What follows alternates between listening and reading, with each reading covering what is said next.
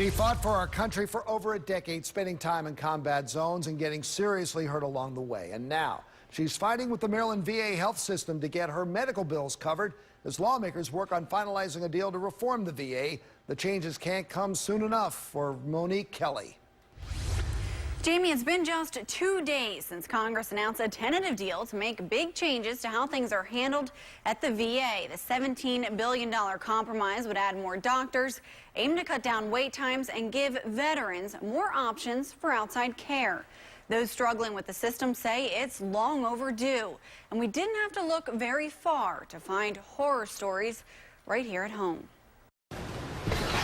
For Monique Kelly, it's not just about the long wait times for an appointment. I'm suffering so bad, and no one won't help us veterans. They delay, deny, and hope that we die. She's dealing with another wait, the longest of its kind. Medical records, front and back medical records. She's been seen at the Baltimore VA for 8 years. She's been waiting on claims for about as long. I have given them my military records. The Army vet toured a handful of countries during her 11 years of service. I was medically evacuated from Kosovo because I was injured in the line of duty. She's been in and out of doctors' offices, emergency rooms, and surgeries for problems stemming from injuries that she says happened abroad. And all these medical injuries that I'm suffering from, the VA just don't care. It's hard to live with this. It's hard to know that tomorrow is not promised to me. She's been denied her claims. The reason? She says they're telling her they don't have the documents they need. One denial letter says the treatment or services provided were not authorized. Another says Kelly didn't file the claim within a 90-day period. But the Army vet says that's not true. Service connected for scar on the left kidney, secondary to chronic kidney infection, is denied.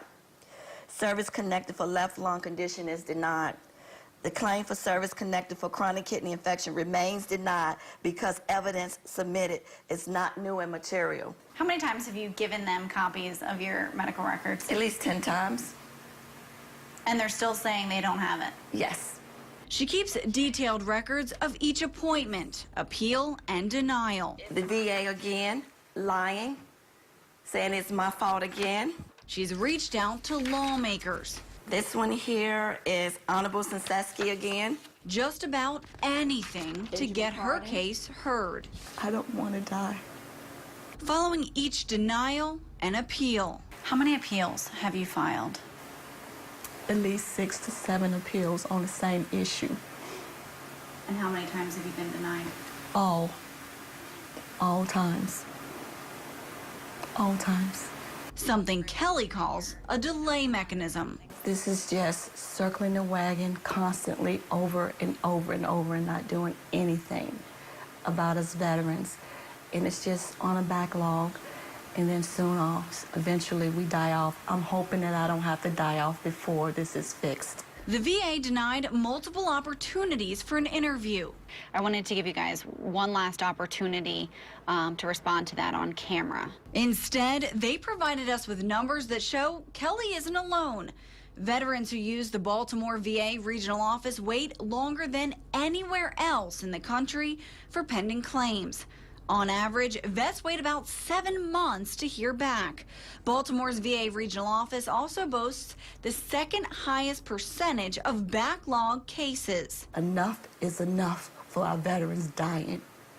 Enough for me, who's sick and have to pay my own medical bills and was they depleted my medical insurance. For Kelly, an approved claim means getting the treatment needed. Me and the other veterans, we have to go countless times, day after day, month after month, year after year.